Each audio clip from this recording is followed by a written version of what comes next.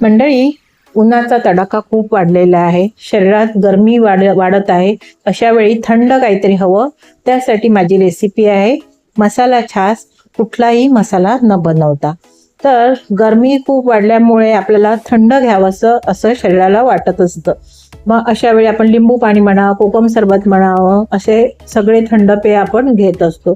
तर त्यातलीच आज थंड पेय म्हणून रेसिपी आपण बनवणार आहे मसाला छासची. ह्यामध्ये मी कुठलाच मसाला वापरलेला नाही आहे. मसाला जो आहे रेडीमेड मसाला म्हणजे किंवा बनवलेला मसाला कुठलाच नाही, जे घरच्या साहित्य आहे त्यामध्ये मी बनवलेले आहे. तर घेतलेलं आहे जवळजवळ 1/2 किलो घट्ट दही, आणि दही आंबट नसावं, फ्रेश. मीठ घेतलेलं आहे, साधं मीठ आणि काळं मीठ, हे दोन्ही मीठ ह्याला घ्यायचे आहेत. चाट मसाला घेतलेला आहे, ऑप्शनल आहे, आणि जिरेपूड घेतलेली. चाट मसाला नसेल तरीही चालतं. आणि ह्यामध्ये घेतलेले हिरवी मिरची एकच घेतलेली आहे. तुम्हाला आवडत असेल तुम्ही वाढवू शकता किंवा स्किप करू शकता. एक छोटासा आल्याचा तुकडा घेतलेला आहे, आणि पुदिनाची पानं. छास बनवण्यासाठी पुदिना पहिला हवा, कारण पुदिना हा शरीराला थंड ठेवण्याचं काम करतं. आणि कोथिंबीर, हे पुदिना आणि कोथिंबीर आणि आलं हे 3 गोष्टी आवश्यकता आहे.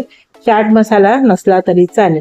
तर आपल्याला आता मिक्सरला वाटून घ्यायचं आहे. दहीमध्ये आलं, कोथिंबीर आणि पुदिना आणि मिरची हे आपल्याला पाणी न घालता वाटायचं आहे.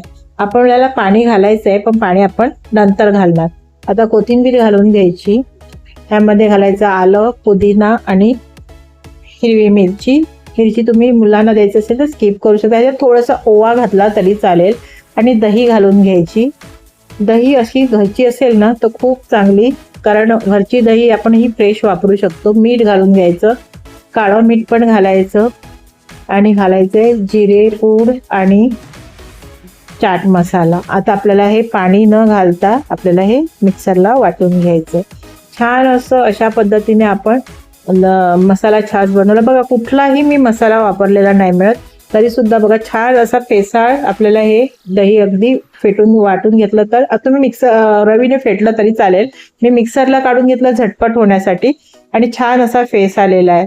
तर बघा, आता ह्यामध्ये आपल्याला पाणी घालायचं आहे, पण पाणी आपल्याला नंतर घालायचं. बघा कन्सिस्टन्सी बघा, अशी थोडीशी जाडच ठेवायची, कारण मी दहीच वाटलेलं आहे, त्यामध्ये अजून पाणी नाही घातलेलं.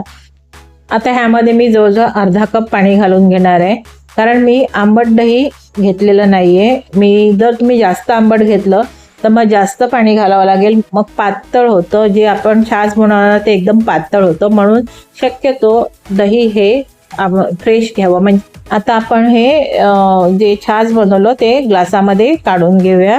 आणि बघा, छान असं छास आपलं तयार झालेलं आहे ना. सोपी रेसिपी, अगदी मस्त अशी सोपी. कुठलाच मसाला बनवायचं तामझाम नाही, घरच्या साहित्यात असं छान असं मसाला छास आपलं तयार झालेलं आहे.